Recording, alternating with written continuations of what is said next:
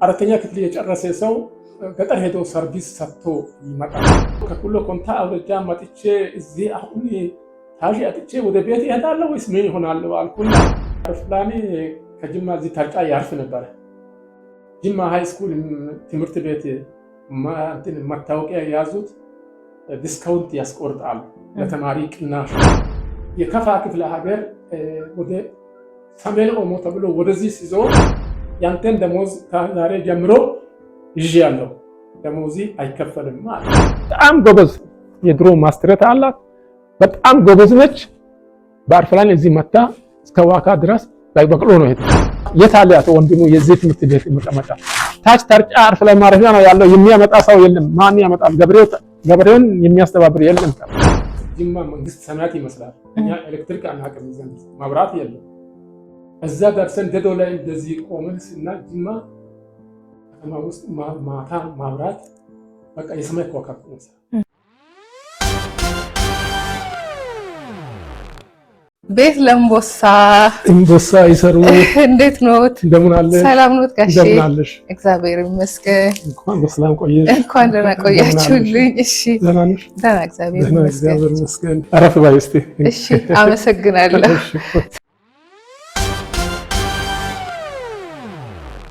ሰላም ጤና ይስጥልን ውድ የሚዲያችን ተከታታዮች እንደምን አላችሁ? እንደምን ሰነበታችሁ? ሳምንታችሁ እንዴት ነበረ? እኛ ጋር በጣም ቆንጆ ጊዜ እንዳሳለፍን ያው እሙን ነው። ከዚህ በመቀጠል ደግሞ ዛሬም እንደተለመደው እንግዳ ወደ እናንተ ይዤ መጥቻለሁ። እንግዳዬ አቶ አለማየሁ ጨፌ ይባላሉ። ከሳቸው ጋር ቆንጆ ቆይታ እንደምናደርግ አልጠራጠርም። ቆይታችሁ ከኒው ዳውሮ ሚዲያ ጋር ይሁን። አሪፍ ጊዜ ተመኘውላችሁ። ሰላም። ቤት ለምቦሳ እያልን በአቶ አለማየሁ ጨፌ መኖሪያ ቤት ውስጥ ተገኝተናል። እንደሚታወቀው የሁል ጊዜም ስፖንሰራችን ሽታ ኬክ ናት። ሽታ ኬክን ከልብ እያመሰገንን እንዲሁም የኬኩን ደግሞ ስጦታ ያበረከተችልን ሊዱ ኮስሞናት፣ ሊዱን በድጋሚ ከልብ እናመሰግናለን። እዚህ ጋር ደግሞ ሳረሳ ለሀገር ባለውለታ ለሆኑት አባታችን እኛም ደግሞ አንድ ስጦታ ይዘንላቸው መተናል። ምንድነው? የሀገራችንን ባህል ፎጣ ነው። ይሄንን ደግሞ ተነስቼ አለብሳቸዋለሁ። በጣም አመሰግናቸዋለሁ። እሺ እጅግ በጣም ከልብ እናመሰግናል። እስቲ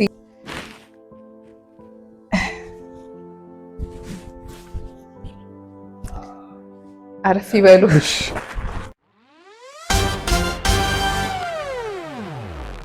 ለአቶ አለማየሁ ጨፌ አጠር ያለ ነገር ልበላችሁ። አቶ አለማየሁ ጨፌ እጅግ የሚወደዱ በማህበረሰቡ ዘንድ ተቀባይነት ያላቸው መልካም አባት ናቸው። እሳቸው ህይወታቸው ብዙ ያስተምረናል። ለወጣቶቹ ትልቅ ትምህርት ቤት የሚሆኑ አባት ናቸው። በጣም የሚገርማቸው ብዙ ሰርተዋል፣ ብዙ ለፍተዋል። ነገር ግን ብዙ አልተባለላቸውም። ስለዚህ ዛሬ ደግሞ ቆይታችንን ከሳቸው ጋር እናደርጋለን። የብዙዎች አባት ትምህርት ቤት በሏቸው። ህይወታቸው ብዙ ያስተምራል። ስለዚህ መልካም ጊዜ ከሳቸው ጋር ይኖረናል ማለት ነው። የእናንተ ተቀዳሚ ምርጫ ኒው ዳውሮ ሚዲያ ይሁን። ጤና ይስጥልን። ካፍታ ቆይታ በኋላ በድጋሚ ተመልሰናል። የሁልጊዜም ስፖንሰራችንን ካሪያም ፈርኒቸርን ከልብ እናመሰግናለን። ካሪያም ፈርኒቸር አዲስ አበባ መኖሪያውን አድራሻውን ያደረገ እጅግ ዘመናዊ የቤት እቃዎችን የሚያዘጋጅ በጣም ዘመናዊ የሆኑ ቆንጆ የሚባሉ ስራዎችን እያቀረበ ይገኛል። አድራሻውን ለምትፈልጉ ከታች ባለው ስክሪን ማግኘት ትችላላችሁ። በተጨማሪም ደግሞ ብሬል ላይት ዳውሮ ተርጫ የሚገኝ ለቤቱ ውበትና ድምቀት እጅግ በጣም የሚጠበብ የሚዘምኑ አምፖሎችን የተለያዩ ማስዋቢያዎችን እያቀረበላችሁ ይገኛል። ብሬል ላይትን ከልብ እናመሰግናለን። ብሬል ላይት ሁሌም ተመራጭ ምርጫችሁ እንዲሆን ግብዣችን ከፍ ያለ ነው። ብሬል ላይት ከልብ እናመሰግናለን። ካሪያም ፈርኒቸር ሜድ ኢን ኢትዮጵያ ለቤት፣ ለካፌ፣ ለሆቴል፣ ለሬስቶራንት፣ ለገስት ሃውስ እንዲሁም ለማንኛውም አገልግሎት የሚሆኑ ጥራትና ጥንካሬ ያላቸውን ፈርኒቸሮች እኛ ዘንድ ያገኛሉ። ይምጡና ይጎብኙን። ምቾት፣ ጥንካሬና ውበት አንድ ላይ የሚገኝበት ብዙ አማራጭ 2 ዓመት ዋስትና። አድራሻ አያት ዞን 5 ኖህ ሪል ስቴት አካባቢ። ለተጨማሪ መረጃ በስልክ ቁጥሮቻችን ያግኙን 0967 41 44 44 0967 42 44 የስራ ሰዓት ከሰኞ እስከ ቅዳሜ ከጠዋቱ 2 ሰዓት ተኩል እስከ ምሽቱ 2 ሰዓት። ካሪያም ፈርኒቸር ብሬ ላይት ብሬ ዘመናዊ የጌጣጌጥ አምፖሎች መሸጫ በዳውሮ ዞንና አካባቢው ከዚህ ቀደም በአስተማማኝ የኤሌክትሪክ ምጣድና በኤሌክትሪሻንነት የሚታወቀው ብሬ የደንበኞቹን ፍላጎት በማጥራት እጅግ ያማሩ በአይነት በጥራት ወደር ያልተገኘላቸውን ዘመናዊ የመብራት ጌጣጌጦችና ሌሎች የመብራት አምፖሎችን ይዞላችሁ መጥቷል። ብሬ ለመኖሪያ ቤት፣ ለንግድ ቤቶችና ሱቆች፣ ለፋርማሲዎችና ክሊኒኮች፣ ለሆቴሎች፣ ለቢሮዎችና ለተለያዩ ድርጅቶች የሚሆን ዘናጭ የመብራት ማቀፊያና አምፖሎችን እኛ ዘንድ ያገኛሉ ይለናል። ብሬ ይምጡ፣ ከዘመኑ ጋር ይዘምኑ። ለዚህ ስጋት አይግባውት። ብሬ ዘመናዊ የጌጣጌጥ አምፖሎችን ገጥሞ ምሽቱን እንደ ቀን ያበራላችኋል። አድራሻችን ወደ ተርጫ ጠቅላላ ሆስፒታል በሚወስደው መንገድ ከደቡብ ምዕራብ መድኃኒት መደብር ጎን እንገኛለን። ስልክ ቁጥር 0913 648800 ይደውሉልን። ያሉበት ቦታ ድረስ መጥተን ፈጣን አገልግሎትን እንሰጦታለን። ብሬ ዘመናዊ የጌጣጌጥ አምፖሎች መሸጫ።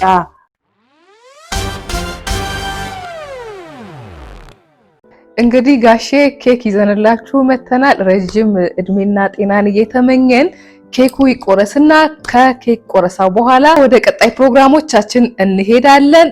ከኛ ጋር ሁኑ። ጋሽ አለማየሁ ኬኩን ይሄው እንደምትመለከቱት እየቆረሱ ይገኛሉ። ኬካችን ተቆረሰ። ጋሼ ከልብ እናመሰግናለን። በመቀጠል እንግዲህ አድማጭ ተመልካቾቻችን የኬኩ እንደምታዩት ኬካችን ተቆርሷል። አሁን ደግሞ እየበላን ቆይታችንን በድጋሚ ከእናንተ ጋር እናደርጋለን። ተመልካቾቻችን ይሄው ኬኩን እየቆረስን እየበላን ነው። ሽታ ኬክ በጣም የሚገርሙ ኬኮችን ነው የምትሰራው። በድጋሚ ሽታን ኬክ ከልብ እናመሰግናለን። ለተለያዩ ፕሮግራሞች፣ ኢቨንቶች ስትፈልጉ ሽታ ኬክ ምርጫችሁ አድርጉ። አድራሻዋ ከታች በስክሪኑ ላይ ያለው ነው።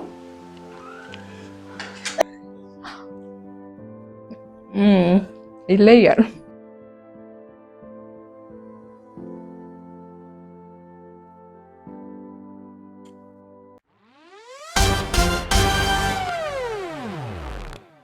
እሺ በድጋሚ እንኳን ደህና ቆያችሁልኝ።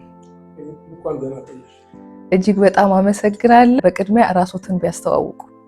እዚህ በመድረክ ስለመጣችሁ እጅግ አመሰግናችኋለሁ። እኔ አለማየሁ ጨፌ እባላለሁ።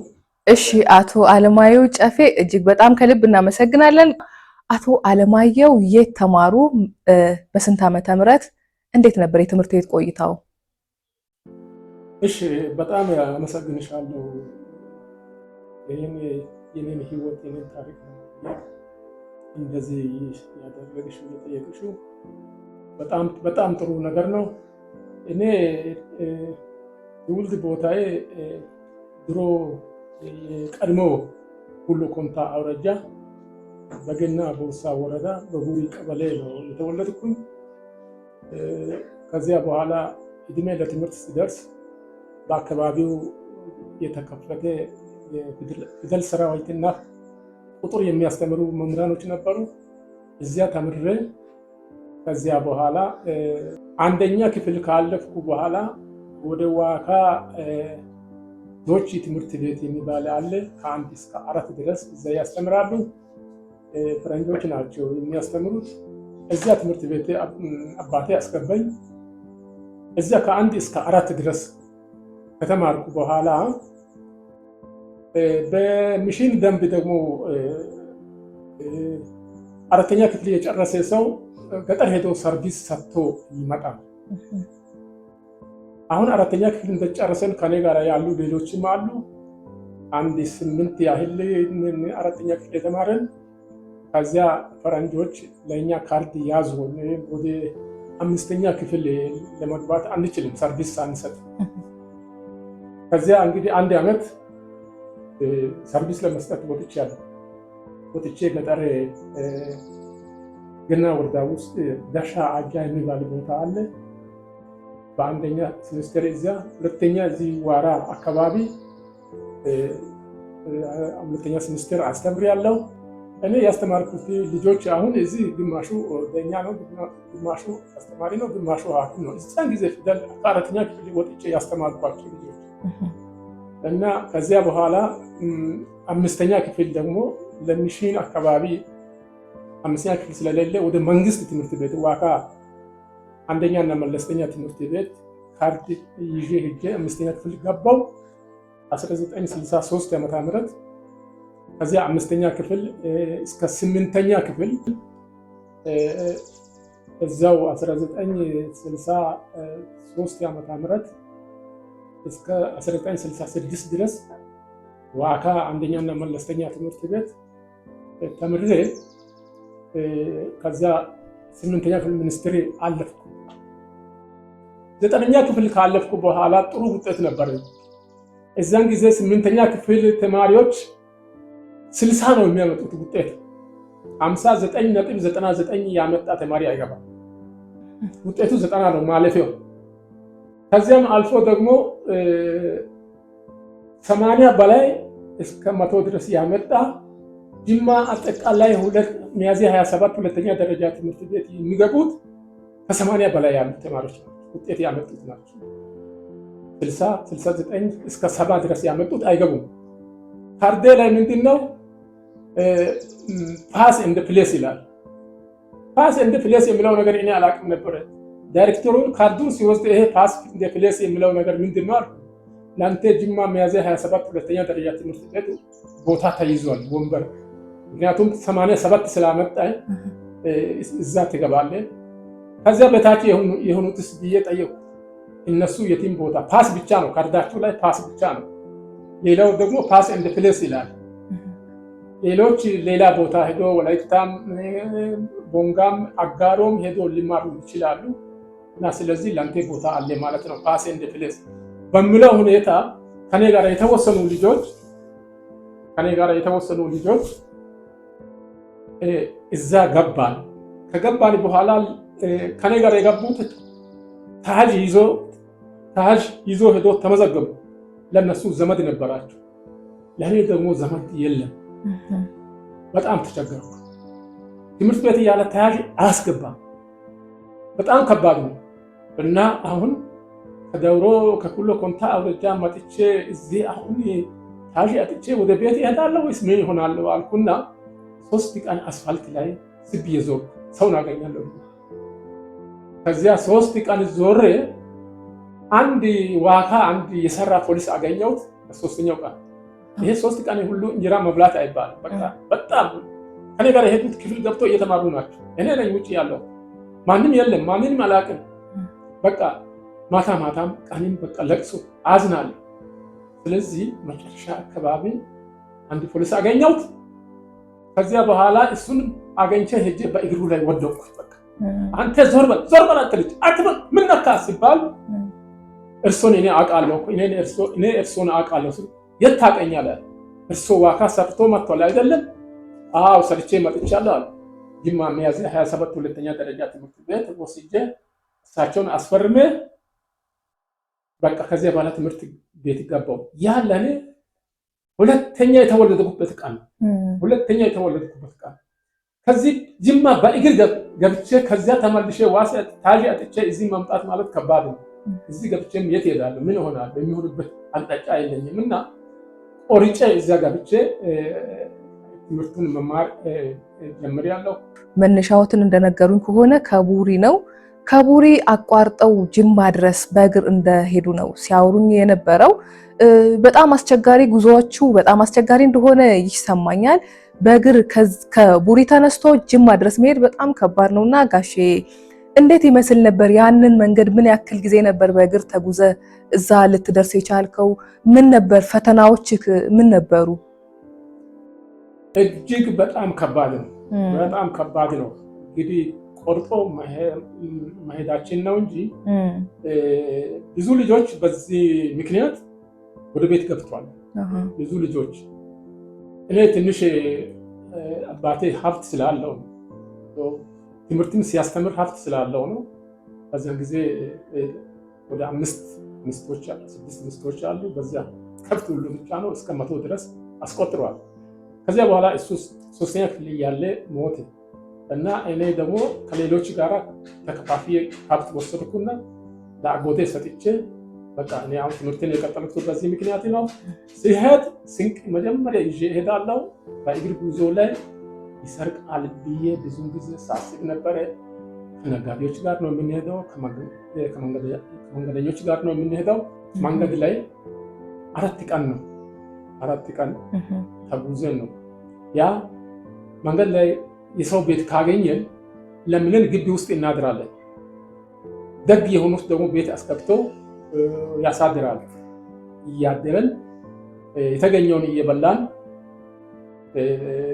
ጅማ ገብተናል። በነገራችን ላይ በመሀል እኔ ትንሽ አባቴ ሀብትም ስላለ መንገድ ጉዞ ደግሞ ሰለቸኝና በአውሮፕላን መሄድ ጀመርኩ። በአውሮፕላን ከጅማ እዚህ ታርጫ ያርፍ ነበረ።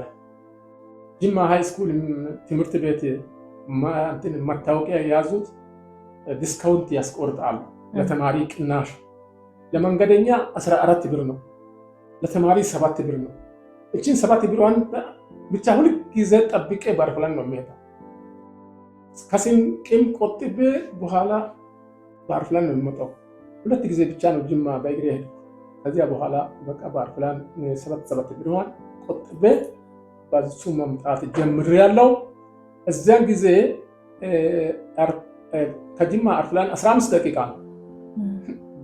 በእግር 4 እና 5 ቀን የምንሄደው 15 ደቂቃ ውስጥ ነው የምንደርሰው። ስለዚህ እንደዚህ ያደረኩ ነው የቆየው እና ከዚህ ቀደም ከቡሪ ተነስተው ጅማ ለመሄድ 4 እና ከዚያም በላይ ቀናትን ነበር እየፈጀባቸው የነበረው። ነገር ግን ከተወሰነ ጊዜ በኋላ ደግሞ የአባቴም ሀብት ስላለ በፕሌን መመላለስ ጀመርኩ ነበር እያሉኝ ያሉትና ለተማሪዎች ዲስካውንት ስለተደረገ በፕሌን ነበር ብሬን ቆጥቤ እየተንቀሳቀስኩ የነበርኩት የሚል እየሰማሁት ነኝና እስቲ እናውራ ስለ ፕሌኑ። እንዴት ነበረ ስትሄዱ? በዛን ዘመን እንዴት ነበር? እስቲ ስለ ፕሌኗ ትንሽ እናውራ። አዎ አውሮፕላን የዛን ጊዜ ይሄ እቃ የሚጭንና ሰውን የሚጭን አንድ እቃ የሚጭናል፣ ሰውን የሚጭናል። በሳምንት 2 ጊዜ ይመጣል። ሰኞና ሐሙስ ነው የሚመጣው። ይሄን አሁን አየር መንገድ የሚያስተናግዱ ሰዎች ሁል ጊዜ ከዋካ ወደ ታርጫ ይመጣሉ። ሰኞና ማክሰኞ እዚህ መጥቶ ነው ቲኬት የሚቆርጡት እና ስለዚህ ነጋዴዎችም እዚያን ጊዜ በሱ ነው የሚሄዱት። ዋካ ነጋዴዎች በአውሮፕላን ነው የሚሄዱት። የሚጓዙት በጣም ይጭናል፣ ሰውንም ይጭናል እና ስለዚህ ሰኞና ሐሙስ ሁልጊዜ ይመጣል። እዛን ጊዜ አገልግሎት ሰጪው ለእኛ አውሮፕላን ነው። ግን በአሁኑ ሰዓት ያው ሁኔታዎች ሳይመቻቹ ቀርቶ መኪናዎች ስለገቡ ነው መሰለኝ አልመጣም እስካሁን ድረስ እና ከዚያ በኋላ ደግሞ ከዚህ ወደ አንድ ጊዜ ወደ ሶዶም ሄጃለሁ በአውሮፕላን። ታርጫ ተቀምጠው አርፈው እንደገና ሶዶ ሄዶ ያርፋል። የጅማውን መንገደኛ እዚህ አራግፈው ከዚያ በኋላ እዚህ ያለውን ደግሞ ሶዶ የሚሄደውን ጭኖ ሶዶ ላይ ነው እና የከፋ ክፍለ ሀገር ወደ ሰሜን ኦሞ ተብሎ ወደዚህ ሲዞር እኛ ደግሞ የወረዳ የአውራጃው ወጣቶች ስራ አስፈጻሚ ኮሚቴ አባልም ስለነበርኩኝ ጉባኤ እንግዲህ ሌላ ጊዜ ክፍለ ሀገር ከፋ ነበር፣ ጅማ ነበር። አሁን የወጣት ማህበር የአዮማ ስብሰባ አርባ ምንጭ አለ ሲባል ጊዜ ወደዚያ ለመጓዝ ከዚህ ሶዶ 2 ጊዜ ሄጃለሁ። በጣም ጥሩ ቆይታ ከአቶ አለማየሁ ጨፌ ጋር እያደረኩ ነው የምገኘው ተመልካቾቻችን ማለት ነው። ግሩም ነው እስካሁን የነበረው ቆይታችን። እጅግ አዝናኝ አስተማሪ የሆኑ መልእክቶችንም እየሰማን ያለነው። እንግዲህ ከ50 ዓመታት በፊት ፕሌኖች ነበሩ። በዛ ነበር እንቅስቃሴ ሲደረግ የነበረው ከጅማ ተርጫ፣ ከተርጫም ደግሞ ወደ አርባ ምንጭ ጉዞ ሲደረግ የነበረው በዛ ልክ ነበር ሲተላለፍ የነበረው ማለት ነው። በጣም የሚገርመው ደግሞ አሁን ላይ እንግዲህ እንደሚታወቀው የለም። ስለዚህ ይሄም ነገር ቢታሰብበት የሚል መልእክቴን በዚህ አጋጣሚ ላስተላልፍ ፈልጋለሁ። እጅግ በጣም ፈታኝ የሆኑ ጊዜያትን ምን ያክል መስዋዕትነት ለትምህርት ተከፈለ የሚለውን ነገር የሚያሳይ ነው። 4 ቀን ሙሉ ቀንና ማታ ተጉዘው ለትምህርት ያሉትን ጥንካሬ ፍላጎት የሚያሳይ ነውና ይሄ በጣም ሊበረታታ ሊመሰገን የሚችል ነው። እስቲ ማንሳታችን ካልቀረ የጅማ ቆይታው ምን ይመስል ነበር? ጅማ ቆይታ በእርግጥ በጣም ጥሩ ነው። ከዚህ ተጉዘን ዲዶ ከተማ ስንደርስ ጅማ መንግስት ሰማያት ይመስላል። እኛ ኤሌክትሪክ አናውቅም፣ ዘንድ መብራት የለም። እዛ ደርሰን ዲዶ ላይ እንደዚህ ቆመን እና ጅማ ከተማ ውስጥ ማታ ማብራት በቃ የሰማይ ከዋክብት ይመስላል። ደስታችን ይሄ ውስጥ ነው የምንገባው ብለን ነው። ምክንያቱም ከጨለማ ውስጥ ነው የሄደን፣ ምንም ኩራዝ የሌለበት በምድጃ ሰዓት እያጠናን የሄደን ሰዎች ነው። ስለዚህ እዛ ስንገባ በቃ በጣም ደስታዬ ትልቅ ነበር። ከገባን በኋላ አሁን ትምህርት ቤት ከገባው በኋላ ሌሎች ቻሌንጆች አሉ። ኪራይ ቤት በጣም ችግር ነበር። ኪራይ ቤት ማግኘት ችግር ስለነበረ አንድ ዘመድ የተባለው ሰውን አገኘው። እንዳልኩ እሱ ጋር ትንሽ ዘመድ ነው ሲባል ወደ ሰምቼ እሱም እኔን አያውቅም እኔም እሱን አላውቀውም ነበር። ዘመድ ነው ብዬ ነገርኩት እና እኔ ጋር 2 ቀን ታገኝና ትሄዳለህ አለ። እሱ ጋር ሄጄ አደርኩና ከዚያ በኋላ ቤት ያገኘው። ቤት ያገኝቼ ደግሞ ከጓደኞቼ ጋር ነው ቤት ያገኘ ነው። ቤት ካገኘን በኋላ በዚያ ቤት ላይ መብራት የለም። አሁን ፈተና ጊዜ ደርሷል። ማጥራት ነበረብን። አሁን ምን መሆን አለብን? ውጪ አሁን እንጨት የመብራት እንጨት ያለ ሌሊት ወጥተን ተከናንበን እንደዚሁ ስናጠና ነበር። ሌሊት 9 ሰዓትና 10 ሰዓት ነገ ምክንያቱም ፈተና ስላለ ነው። እዚህ ቤት ውስጥ መብራት የለም። መብራት የሌለበት ቤት ገብተናል። ስለዚህ እንጨት ጋራ መብራት እንጨት ያለ ከሱ ጋራ መንገድ ወጥተን ጥናት ስናጠና ነበር። ይህም አንድ ቻሌንጅ ነው። ሌላው ደግሞ ስንቅ እዚህ ሳይደርሰኝ ሲቀር 3 ቀን ረሃበኝ። ቁርስም እራትም ምንም አልበላም። ለጓደኞችም ስንቅ የላቸው። እነሱ ደግሞ ዘመድ ያለበት ቦታ ተሯሩጦ ይሄዳሉ። ቁርስ ጊዜ ዘመድ ጋር ሄደው በልቶ ይመጣሉ። እራት ጊዜ ዘመድ ጋር ሄደው በልቶ ይመጣሉ። እኔ ግን ዘመድ ስለሌለኝ 2 ቀን ነው ምናምን ሳልበላ ቆይቼ ሰፈር ያለች ሴት አንድ ሰፈር ሰዎችን ሰብስባ ቡና ከጠጡ በኋላ ከአጥር ጋር ቡና አተላ እንደዚህ ስታራግፍ ነበር። በቀዳዳ አየውና እሷ ስትገባ ያችን አተላ እንዲህ ወስጄ ጨመኩና ጠጣሁ። ራብ ትንሽ ጊዜ ሰጠ። በቃ ትንሽ ከዚያ በኋላ በፖስታ ቤት ለኔ ስንቅ ሰዎች ልኮ በዚያው ተጠቅሜያለሁ። ይሄ ለኔ በጣም አንደኛ ታጅ የሚሆን ሰው በማጣት፣ ሁለተኛ ስንቅ ሳይደርስ 3 ቀን ረሃብ። ይሄ ሁሉ ለትምህርት ተብሎ ነው። ስለዚህ እነዚህ ጅማ ከ9ኛ እስከ 12ኛ ክፍል ሲማር እነዚህ ቻሌንጆች ናቸው። በጣም ከባድ ናቸው ለኔ ከባድ ናቸው እና ምክንያቱም ከፊት በኩል የሚመራ ጓደኛ የለም፣ ጥሩ የተማረ ወንድም የለም፣ አባት የለም፣ እናት የለች፣ ይህ አክስት አጎት የለም። ጨለማ ጉዞ ተጉዘን እኮ ነው። ስለዚህ ያ መከራ ሁሉ የሚደርሰው ዘመድ አለመኖርና የትምህርት ፍላጎት ስላለ ነው። ስለዚህ ቆጠን የዚህ ደረጃ እየደረሰ ነው።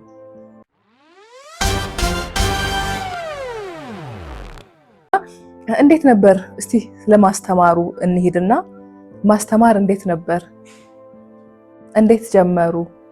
ትምህርት ሚኒስቴር እዚህ ማስታወቂያ ሲያወጡ ከብዙ ልጆች ጋር ተወዳድሬ አለፍኩኝ። ከዚያ በኋላ ማስተማር ጀመርኩኝ። እዚህ መረቃ ወረዳ ዶች አንደኛ ደረጃ ትምህርት ቤት ነው ሀብዬ የጀመርኩት። ዶች አንደኛ ደረጃ ትምህርት ቤት ያስተማሩት። ከዚያ በኋላ ትንሽ አመመኝና ወደ ዋካ አንደኛ ደረጃ ትምህርት ቤት 1973 ተዛወርኩ። እዚያ ተዛውሬ በማስተምርበት ጊዜ ብዙ አስተማሪዎች ነበሩ እና የትምህርት ቤቱ ርዕሰ መምህሩ አውረጃው ትምህርት ቤት ጽሕፈት ቤት መደብ ላይ ተመድቦ ሄደ። ከሄደ በኋላ ከመምህራን መካከል ሰውን ምረጡና በርዕሰ መምህሩ ቦታ ተተክቶ ይስራ ተባለና ከአውራጃው ትምህርት ቤት ጽሕፈት ቤት ይሄ መልእክት ይነገራል። ከዚያ በኋላ ከአውራጃው ትምህርት ቤት ጽሕፈት ቤቶች መጥቶ መምህራንን ሰብስቦ አንድ ሰውን ከእናንተ ውስጥ ምረጡዋል። መምህራን እኔን መረጡ። ወደ 30 አካባቢ መምህራን ነበሩ። እኔን መረጡ። እኔ ደግሞ ኃላፊነት አልፈልግም ብዙ ጊዜ እና እኔ አልሆንም ብዬ እምቢ አልኩ። አውራጃው ትምህርት ቤት ጽሕፈት ቤት አንተ ተመርጠሃልና ብሎ ሄዶ ደብዳቤ ጽፎ ላከ። ከዛሬ ጀምሮ የትምህርት ቤቱን ኃላፊነት ተቀብለ እንድታስተዳድር የሚለው ነገር ደብዳቤ ጽፎ ላከ። እኔ ደግሞ አልቀበልም ብዬ ቢሮ አንድ ቀን ዝግ ነው የዋለው። ከዚያ በኋላ ያንተን ደሞዝ ከዛሬ ጀምሮ ይዤ ያለው ደሞዚ አይከፈልም አለ። ከዚያ በኋላ እሺ ብዬ ቁልፍ ወሰድኩ። ልጆችን ምን ያበላለሁ ብዬ ቁልፍ ወሰድኩና ኃላፊነት መምራት ጀመርኩ። ከዚያ በኋላ ትምህርት ቤቱ ከበፊቱ እየተለወጠ ሲመጣ እዛን ጊዜ ለመምህራን 230 ብር ነው የሚከፈለው። አሁን ትምህርት ቤት ኃላፊ ሲሆን 50 ብር 285 ነው። ትምህርት ቤት ዳይሬክተር መምህራን 230 ኃላፊዎች 285 ናቸው። 50 ብር ብልጫ አለ። ስለዚህ ያቺ ብልጫ ስላለች ሰው ኃላፊነት ይፈልጋል። እኔ ግን ሳልፈልግ መጥቶ በእጄ ወድቋልና የኃላፊነት ኮርስ የርዕሰ መምህርነት ኮርስ ሐዋሳ 6 ሳምንት ከዚያ ተምሬ መጣሁ። ከዚያ በኋላ ደግሞ ጎዞ ባሙሽ ትምህርት ቤት ርዕሰ መምህር ሆኜ እንዲሰራ መደቡ። ለምን ያክል ጊዜ ነበር በመምህርነት ያገለገሉት? በመምህርነት 6 ዓመት ነው ያገለገሉት። በመምህርነት 6 ዓመት ነው። በርዕሰ መምህርነት 18 ዓመት ነው ያገለገሉት እና ጎዞ ባሙሽ ትምህርት ቤት መደቡ። እዛን ጊዜ ደርግ ጊዜ የወጣት ማህበር ሊቀመንበርም ነበር። አሁን የወጣት ማህበር ራሱን የቻለ ድርጅት ነበር፣ ግን በትርፍ ሰዓት ነው የሚሰራው። ትምህርት ቤት ዳይሬክተር ነኝ፣ የወጣት ማህበር ሊቀመንበርም ነኝ። ከባድ ነበር ለኔ ጊዜውና ስራው። ኢሰፓ ደግሞ በጣም ፓርቲው ደርግ በጣም ይቆጣጠራል፣ ስራውን በጣም ይቆጣጠራል። ተግባራዊ እንቅስቃሴ ነው የሚፈልገው እና ከዚያ እንግዲህ ጎዞ ባሙሽ እየሰራው 1980 ዓመተ ምህረት 79 ዓመተ ምህረት ሱፐርቫይዘሮች ከክፍለ ሀገር ይመጣሉ። 3 ሱፐርቫይዘሮች ከክፍለ ሀገር መጥተው ጎዞ ባሙሽ ትምህርት ቤት ገመገሙ። እዛ አካባቢ ያሉትንም ገምግመው ከዚያ እኔ በአውራጃው ደረጃ 1979 ዓመተ ምህረት ተሸላሚ እንዲሆኑ አደረጉ። አሁን ይሄ ሜዳሊያ አንዱ እሱ ነው እና ከኩሎ ኮንታ አውራጃ ካሉት ርዕሰ መምህራን መካከል አንደኛ ወጥቼ ሜዳሊያና ምስክር ወረቀት እና 50 ብር አገኘሁ። እስቲ ሜዳሊያውን ያሳዩኝና ፎቶም አለ እስቲ እንያቸው። አዎ እኔ እንግዲህ ስራ በማስተምርበት ጊዜ በጣም ራሴን ሰጥቼ ነው የሚሰራው። ሳስተምርም እንደዚሁ ነው። በእርግጥ እዚህ አሁን ብዙ ተማሪዎች ወጥቷል። እዚህ አሁን ዞን ደረጃ የኔ ተማሪዎች አብዛኞቹ አሁን ዶክተር ወንድማገኘው ሲሳይ የኔ ተማሪ ነው። ዶክተር አክልሉ ተረፈ የኔ ተማሪ ነው። ዶክተር ታምራት ተክለ የኔ ተማሪ ነው። እዛን ጊዜ እነሱን ያወኩኝ ሽልማት በመስጠት ነው ያወኳቸው። አንድ ደግሞ ተረፈች አባይ የምትባለው የሎማ ልጅ አለች፣ እዚህ አሁን ሆስፒታሎች በጣም ጎበዝ ልጅ ነች። እነሱን ሳበረታታ ነበረ። ከዚያ ልጆች ጥሩ ውጤት ሲያመጡ ነበረ። በዚያ ትምህርት ቤቱ እንቅስቃሴ ላይ ሰዎች ገምግመው ኩሎ ኮንታ አውራጃ ደረጃ አንደኛ ይሄ ሜዳሊያ ነው የተሸለምኩኝ። ሁለተኛ ደግሞ ምስክር ወረቀት በአውራጃ ደረጃ ይሄ ምስክር ወረቀትና ይሄ ሜዳሊያ እና 50 ብር ተሸልሜያለሁ። ትምህርት ቤቶች 74 ትምህርት ቤቶች አሉ ኩሎ ኮንታ አውራጃ ውስጥ። ከዛ ውስጥ ነው አንደኛ ወጥቼ የተሸለምኩኝ። ለትምህርት ስራ በኩሎ ኮንታ አውራጃ ውስጥ ከፍተኛ ንቅናቄ አድርጓል። ይሄ እንደ ምሳሌነት አውራጃው ትምህርት ቤት ጽሕፈት ቤቶች ሲናገሩ ነበር። ልምድ ልውጥ ከ74 ትምህርት ቤቶች እኔ ጋር እዛ ትምህርት ቤት ሲመጡ ነበር እና ይሄ እና ተቀብያለሁ። ሌላው ደግሞ በክፍለ ሀገር ደረጃ ይሄ በ1979 ዓመተ ምህረት ነው። 1979 ዓመተ ምህረት ነው። አሁን 1980 ዓመተ ምህረት ደግሞ በከፋ ክፍለ ሀገር ከስድስቱ አውራጃ ውስጥ ካሉት ርዕሰ መምህራን 3012 ርዕሰ መምህራን መካከል አንደኛ ወጥቼ በከፋ ክፍለ ሀገር ጅማ ከተማ ግቤ አዳራሽ ላይ ይህን ሜዳሊያ ይህን ምስክር ወረቀትና 100 ብር ነው የወሰድኩኝ። ይሄ ሽልማት ሲወስድ እነዚህ ነገሮች ሲወስድ ነው ይህን ሽልማት የወሰድኩኝ እንትን ያልኩኝ እና ስለዚህ እነዚህ ምሳሌ ሊሆኑ ይችላሉና በክፍለ ሀገር ደረጃ የክፍለ ሀገር ስራ አስኪያጅ ጭምር ነው እንትን ያሉት እና ይሄ ክፍለ ሀገር ደረጃ የተሸለምኩኝ በምንድን ነው? የከፋ ክፍለ ሀገር ስራ አስኪያጅ የነበረች አረጋሽ አብርሃ የከፋ ክፍለ ሀገር ስራ አስኪያጅ ነች። እሷ ነች ስድስቱን አውራጃ በጣም ጎበዝ የድሮ ማስተርት አላት። በጣም ጎበዝ ነች። በአርፍላን እዚህ መጣ እስከ ዋካ ድረስ ላይ በቅሎ ነው ሄደችው። አሁን በከፋ ክፍለ ሀገር አንደኛ ወጣል። ነገ ግቤ አዳራሽ እዛ ላይ ተሸላሚ ትሆናለህ እና ከዚያ በኋላ ዙር ያልጠየቅ እንደሆነክ ቶሎ ዙር ጠይቀሃል አለች። አልጠየቅኩትም። ቶሎ በወረቀት እዚህ ጠይቅ። እዚህ ጅማ ከተማ ውስጥ አንድ ትምህርት ቤት አለ። እዛ ገብተህ ደግሞ እንዳንተ ትምህርት ቤት ታደርጋለህ አለች። በኋላ እኔ ደግሞ እንደገና ጅማ ከዚህ መሄድ ከባድ ስለሆነ ለሷ መልሼ መልስ ሳልሰጥ መጥቻለሁና በእንደዚህ ያለ ሁኔታ ነው። ይሄ አሁን ሽልማቶችን ምስክር ወረቀቶችን በሙሉ የተገኙት በእንደዚህ ያለ ሁኔታ ነው። ካሬም ፈርኒቸር ሜድ ኢን ኢትዮጵያ ለቤት፣ ለካፌ፣ ለሆቴል፣ ለሬስቶራንት፣ ለገስት ሃውስ እንዲሁም ለማንኛውም አገልግሎት የሚሆኑ ጥራትና ጥንካሬ ያላቸውን ፈርኒቸሮች እኛ ዘንድ ያገኛሉ። ይምጡና ይጎብኙን። ምቾት፣ ጥንካሬና ውበት አንድ ላይ የሚገኝበት ብዙ አማራጭ 2 ዓመት ዋስትና። አድራሻ አያት ዞን 5 ኖህ ሪል ስቴት አካባቢ። ለተጨማሪ መረጃ በስልክ ቁጥሮቻችን ያገኙን 0967 41 44 44 0967 42 44 የስራ ሰዓት ከሰኞ እስከ ቅዳሜ ከጠዋቱ 2 ሰዓት ተኩል እስከ ምሽቱ 2 ሰዓት። ካሬም ፈርኒቸር። ብሬ ላይት ብሬ ዘመናዊ የጌጣጌጥ አምፖሎች መሸጫ በዳውሮ ዞንና አካባቢው ከዚህ ቀደም በአስተማማኝ የኤሌክትሪክ ምጣድና በኤሌክትሪሻንነት የሚታወቀው ብሬ የደንበኞቹን ፍላጎት በማጥራት እጅግ ያማሩ በአይነት በጥራት ወደር ያልተገኘላቸውን ዘመናዊ የመብራት ጌጣጌጦችና ሌሎች የመብራት አምፖሎችን ይዞላችሁ መጥቷል።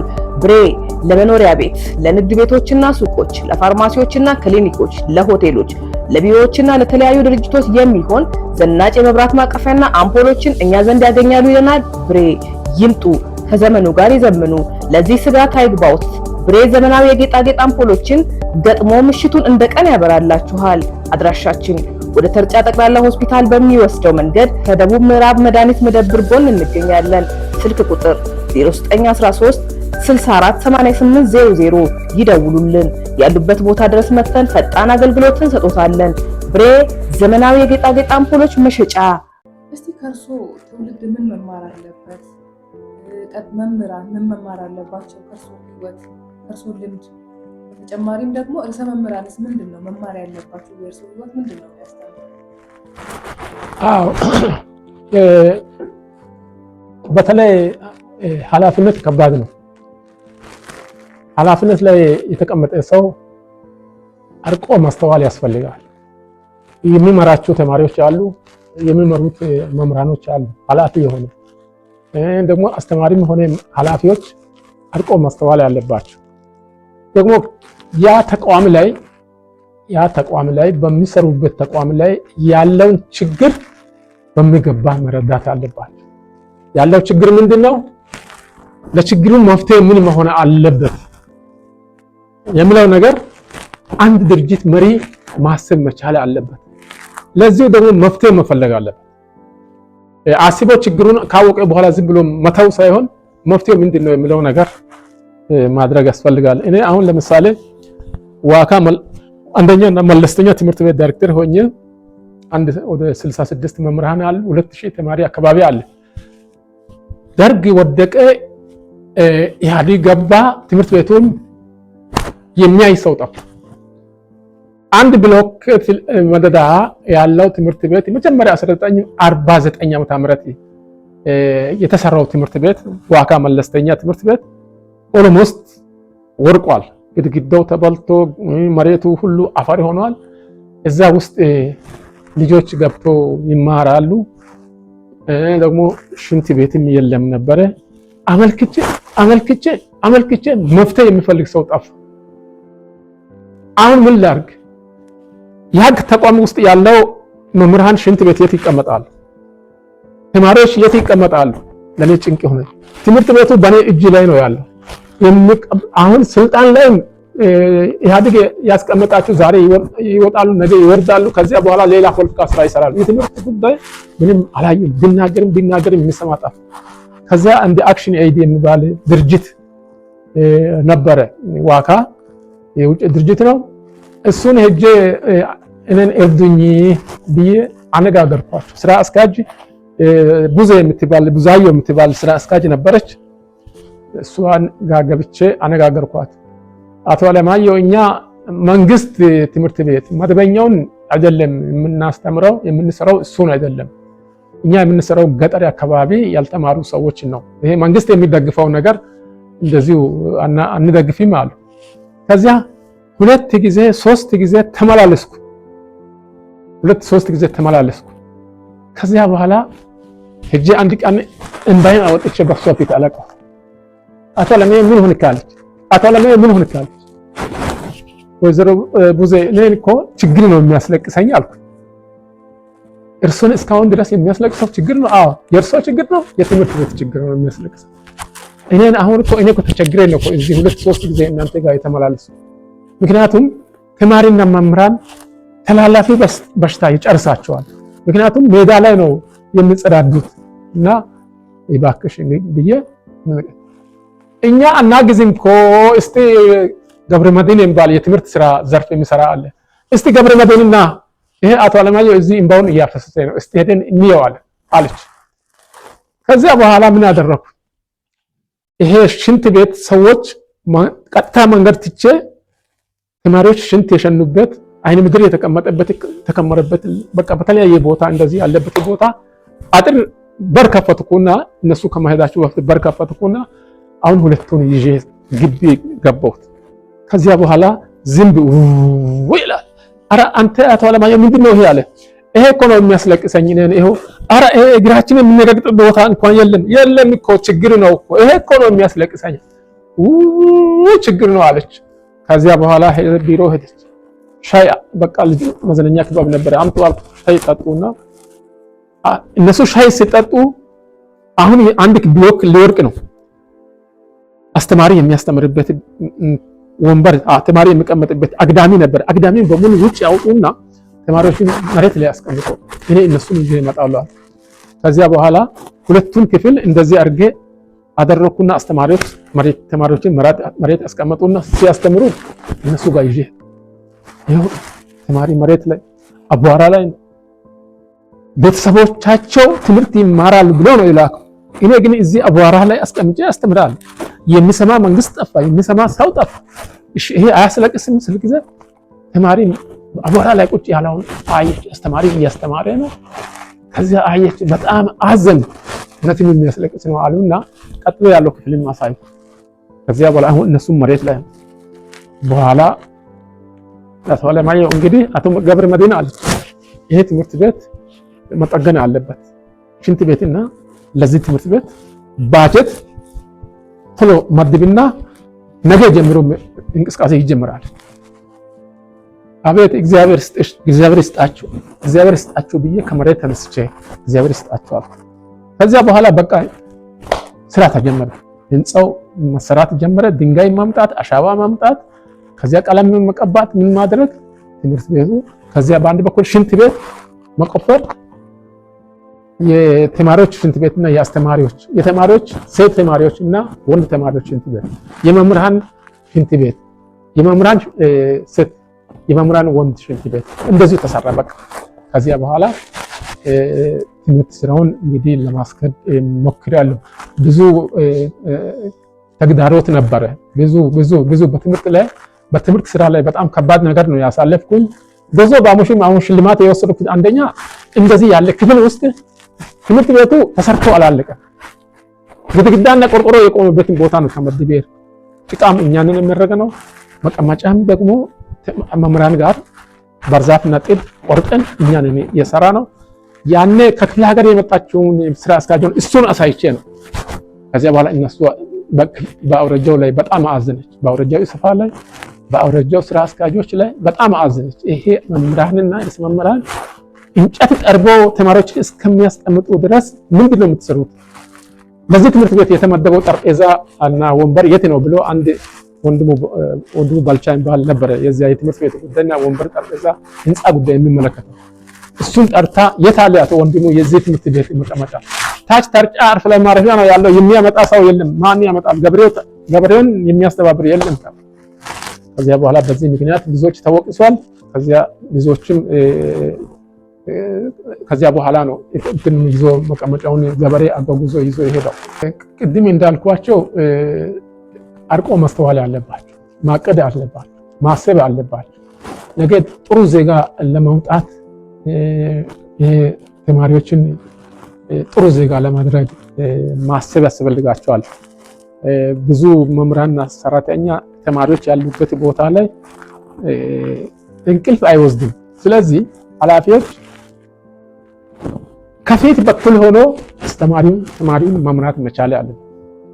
ከኋላ መንዳት ሳይሆን ከፊት ሆኖ እና ምሳሌ እየሆኑ ትምህርት ስራ እንዳይቃጠል፣ ትምህርት ስራ በጊዜ እንዲጀመር፣ ትምህርት ክፍለ ጊዜ ብዙውን ጊዜ ትምህርት ክፍለ ጊዜ የሚባክንበት አስተማሪ እንዝላልነት ስራ ከሰራ ርዕሰ መምህሩ ደግሞ እንዝላልነት ስራ ከሰራ ያው ትምህርት ስራ ይሞታል ማለት ነው። ስለዚህ በአሁኑ ሰዓት የትምህርት ስራ ወድቋልና የወደቀው አሁን ደግሞ ትምህርት ለትውልድ ተብሎ ለህብረተሰቡ ተሰጥቷል። ህብረተሰቡ ደግሞ አሁንም ቢሆን የትምህርት ቤት ጉዳይ የኔ ነው ብሎ ማሰብ ያስፈልጋል።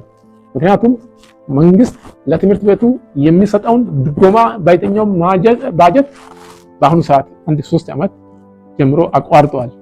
ትምህርት ለትውልድ ተብሎ በህብረተሰቡ ዘንድ እጅ ተጥሏል። ስለዚህ ህብረተሰቡም የትምህርት ቤቱ ችግር ምንድነው የሚለው ነገር ማየት አለበት። ትምህርት ቤት ርዕሰ መምህራንም ተጠናክሮ መስራት አለበት። ነገ የኔን ቦታ ይተካል ብሎ ነው። አገሬን ነገ የሚመሩ ተማሪዎችን ነው። ሆስፒታል ላይ የሚመደቡ፣ ግብርና ላይ የሚመደቡ፣ ትምህርት ላይ የሚመደቡ ተማሪዎች ናቸው የምናወጣው።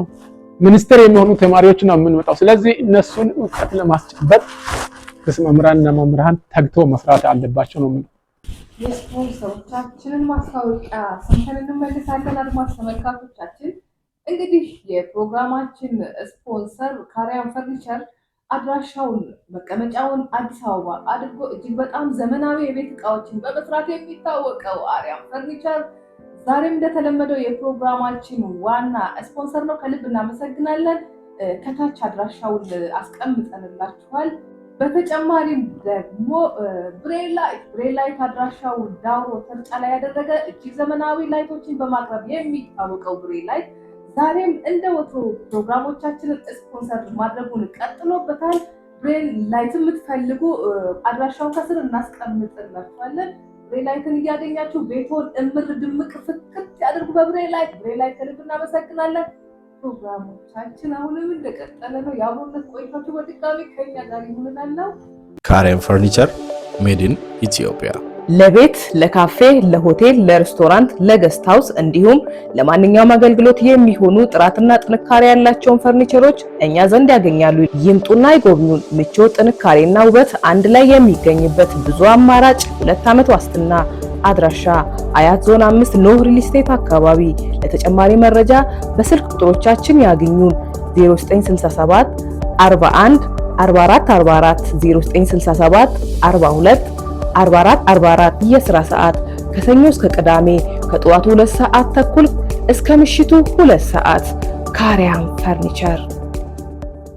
ብሬ ላይት ብሬ ዘመናዊ የጌጣጌጥ አምፖሎች መሸጫ በዳውሮ ዞንና አካባቢው ከዚህ ቀደም በአስተማማኝ የኤሌክትሪክ ምጣድና በኤሌክትሪሻንነት የሚታወቀው ብሬ የደንበኞቹን ፍላጎት በማጥራት እጅግ ያማሩ በአይነት በጥራት ወደር ያልተገኘላቸውን ዘመናዊ የመብራት ጌጣጌጦችና ሌሎች የመብራት አምፖሎችን ይዞላችሁ መጥቷል። ብሬ ለመኖሪያ ቤት፣ ለንግድ ቤቶችና ሱቆች፣ ለፋርማሲዎችና ክሊኒኮች፣ ለሆቴሎች፣ ለቢሮዎችና ለተለያዩ ድርጅቶች የሚሆን ዘናጭ የመብራት ማቀፊያና አምፖሎችን እኛ ዘንድ ያገኛሉ ይለናል። ብሬ ይምጡ፣ ከዘመኑ ጋር ይዘምኑ። ለዚህ ስጋት አይግባውት። ብሬ ዘመናዊ የጌጣጌጥ አምፖሎችን ገጥሞ ምሽቱን እንደ ቀን ያበራላችኋል። አድራሻችን ወደ ተርጫ ጠቅላላ ሆስፒታል በሚወስደው መንገድ ከደቡብ ምዕራብ መድኃኒት መደብር ጎን እንገኛለን። ስልክ ቁጥር 0913 648800 ይደውሉልን። ያሉበት ቦታ ድረስ መጥተን ፈጣን አገልግሎት እንሰጦታለን። ብሬ ዘመናዊ የጌጣጌጥ አምፖሎች መሸጫ።